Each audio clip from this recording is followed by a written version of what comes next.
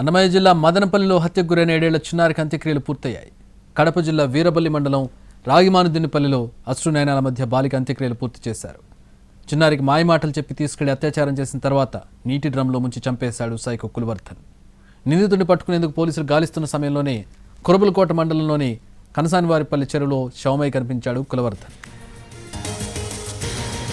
నిందితుడు కులవర్ధన్ ఆత్మహత్య చేసుకున్నాడని పోలీసులు చెబుతున్నారు కానీ తమకు నమ్మకం లేదంటున్నారు మృతురాలి తల్లిదండ్రులు, బంధువులు.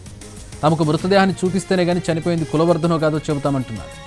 గోపీనాథ్, స్వర్ణలత దంపతులు ఆరోపణ చేస్తున్నారు. తమ పాపను అత్యాచారం చేసి చంపేయడం వెనుక నిందితుడితో పాటు తన తల్లి, మరో వ్యక్తి పాత్ర ఉందని ఆరోపిస్తున్నారు. తల్లి అండతోని కులవర్ధన్ తమ పాపను దారుణంగా చంపేశాడని వాపోతున్నారు. నిందితుడి తల్లితో పాటు మరో వ్యక్తిని కూడా అరెస్ట్ చేసి శిక్షించాలని డిమాండ్ చేస్తున్నారు. నిందితుడిని చూడాల, మేము చూసిన తర్వాత న్యాయం చేస్తాం. అతను చనిపోయినారు అంటున్నారు కదా, మేము చూడలేదు, టీవీ న్యూస్ మాకు తెలియదు, ఏ విషయం తెలియదు. వాళ్ళ అమ్మకుని రావాలి బయటికి, వాళ్ళమ్మ మూతి పెట్టి ఇట్లా చేసిందని చెప్తున్నాం కదా, ఇప్పటి నుంచి ఇటే జరుగుతున్నది. వాళ్ళమ్మ రావాలా, అతను ఏం జరిగినది మాకు క్లారిటీ కనుక్కోవాలి. మేము వాళ్ళమ్మ కూడా హెల్ప్ చేసిందని కన్ఫర్మ్ తెలుసు. నా బిడ్డ వల్ల నా బిడ్డకి చేసినారని కులవర్ధనకు వాళ్ళమ్మ హెల్ప్ చేసి పాప ఉండాదని తెలుసుకుని తను వదిలిపెట్టిండొచ్చు కదా. ఇంటి ముందరనే కదా ఉండేది, ఒక మనవరాల మాదిరిగా ఉంది కదా బిడ్డ. ఆ బిడ్డను ఇంటి ముందర వదిలేసి వాడంటే సైకో వ్యక్తి తాగేసి పనుకున్నాడు, గాంజా గింజా వాడుకొని. అట్లాంటప్పుడు బిడ్డ చనిపోయిందో ఏమనేది వదిలిపెట్టిండొచ్చు కదా. మాకు శిక్షించాలి అతనికి. చెప్పబోయంటే 12-1 గంట టైంలో ఒక అతను వచ్చినాడు. అతనికి పార్ట్నరా ఏమనేది తెలీదు. నేనే అక్కడ ఉన్నాను. డోర్ తీరా, ఎవరు నువ్వు క్లోజ్ చేసింది అతను మాట్లాడు. అతను ఎవరు? ఫోన్ కాల్స్ ఆధారంగా అది ఏమనేది నాకు తెలియదు. ఇంకా ఎంతమంది ఉండారో ఇక్కడ. అతను వచ్చి ఆడ మాట్లాడుతా అంటే ఎవరు నువ్వు అని చెప్పి నన్నే కొట్టేకొస్తే అక్కడ ఉన్న జనాలు చూసినారు. పోలీసులు సరికి అందరికీ తెలుసు అతను కూడా ఎవరు, అతన్ని ఎంక్వైరీ చేయాలి. ఇలాంటి వాళ్ళు ఎంతమంది ఉన్నారో వాళ్ళకి తెలిసిన వాళ్ళు ఆ గ్యాంగ్ మొత్తము రావాలి. ఇప్పటికి 3 కేసులు అతని మీద ఉన్నాయన్నారు, 3 మర్డర్ కేసులు ఉన్నాయన్నారు. హరాస్మెంట్ కేసులు కొన్ని ఉన్నాయని చెప్పినాను, అతని మీద ఉన్నాయని తెలిసింది. ఇట్లాంటప్పుడు ఇట్లా మైనర్ బాలికలు ఇప్పుడు నాకు ఇంకా ముందుకైనా బిడ్డలు స్కూళ్ళు అవన్నీ వాతావరణం ఇట్లా ఉంది. ఇటు పక్కన అటు పక్కన ఉండే వాతావరణం మా ఏరియాలో ఆ దారి బట్టి స్కూల్కి వెళ్ళారు. ముందుకు ఏమవుతుందని దాన్ని బట్టి ప్రభుత్వం ఏదైనా తీసుకోవాలని సారాలను కోరుచు. అయితే మా ప్రతినిధి కార్తీక్ మరిన్ని వివరాలు అందిస్తారు. మదనపల్లిలో చిన్నారిని అత్యంత దారుణంగా హత్య చేసి అత్యాచారం జరిగినటువంటి ప్రాంతంలో ప్రస్తుతం నేనున్నా. అత్యంత చిన్నదైనటువంటిది ఇది మదనపల్లిలో ఉన్నటువంటి నీరుగుట్టువారిపల్లె. ఇక్కడంతా కూడా చేనేత కార్మికులు అనేది కూడా ఎక్కువగా కూడా ఇక్కడ నివసిస్తుంటారు.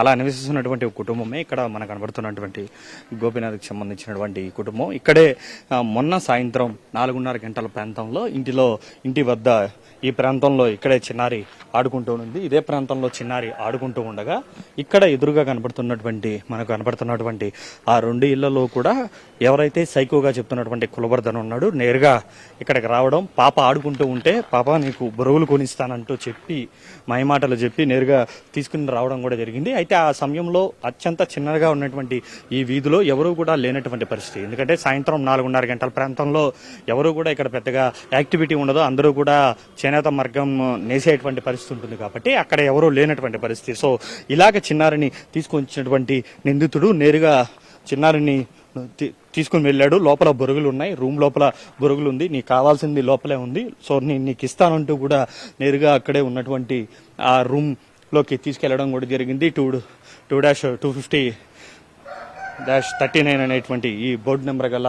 ఈ డోర్ నెంబర్ గల ఇంటి లోపలికి తీసుకువెళ్ళడం కూడా జరిగింది. వెళ్ళిన వెంటనే కూడా ఆ పాప నోటిని కుక్కు వేయడం కూడా జరిగింది. కుక్కు వేసి వెంటనే కూడా ఆ చిన్నారిని అత్యంత దారుణంగా అత్యాచారం చేశాడు. అటు తర్వాత ఎక్కడ బయట వారికి అందరికీ కూడా తెలిసిపోతుంది అనేటువంటి ఉద్దేశంతో ఆ చిన్నారిని అత్యంత దారుణంగా నీటి తొట్టిలో ముంచి చంపేసినటువంటి పరిస్థితి. ఊపిరాడకుండా చిన్నారి నీళ్లు మొత్తం తాగడం కారణంగా చనిపోయినటువంటి పరిస్థితి ఏర్పడింది. అటు తర్వాత ఏమీ తెలియనట్టుగా కూడా ఇంట్లోనే ఉండిపోయాడు. రాత్రంతా కూడా ఇంటిలోనే తాగుతూ ఉండిపోయినటువంటి కులవర్ధన్ అటు తర్వాత పోలీసులు వచ్చినాక మొత్తం డోర్ని బద్దలు కొట్టి లోపలికి వెళ్ళిన తర్వాత కానీ విషయం తెలియలేదు. లోపల చిన్నారి డ్రమ్లో ఎగత జీవిగా పడున్నటువంటి విషయం.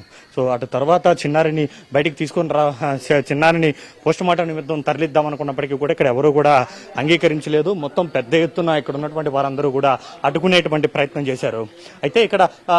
అయితే అదే సమయంలో వచ్చినటువంటి కులవర్ధన్ తల్లి మాత్రం ఇంట్లో చిన్నారి 7 ఏళ్ల చిన్న పాప ఎలాంటి దుస్తులు లేకుండా ఒక డ్రమ్ములో పడిపోయి ఉంటే ఏ మహిళకైనా కూడా గుండె తరుక్కుపోతుంది. అలాంటిది కులవర్ధన్ తల్లి అంజనమ్మ మాత్రం ఎటువంటి భయం లేకుండా పట్టించుకోకుండా నాకేముందులే నా కొడుకు బాగుంటే చాలు అనుకునేటువంటి ఒక దుర్బుద్ధితో చిన్నారిని చూసినా కూడా నేరుగా వెళ్ళిపోయినటువంటి పరిస్థితి. చెప్పాపట్టకుండా ఎక్కడ ఈ విషయం బయటికి తెలుస్తుందేమో అనేటువంటి ఉద్దేశంతో కొడుకును పారిపోమని చెప్పి తను పారిపోతున్నట్టుగా కూడా కొడుక్కి చెప్పి ఫోన్ అక్కడ పెట్టేసి పారిపోయినటువంటి పరిస్థితి. ప్రస్తుతం కులవర్ధన్ తల్లి అంజనమ్మ ఎక్కడుందో కూడా తెలియదు. బెంగళూరులో ఉందని కొద్దిమంది అంటారు, హైదరాబాద్లో ఉందని కొద్దిమంది అంటారు.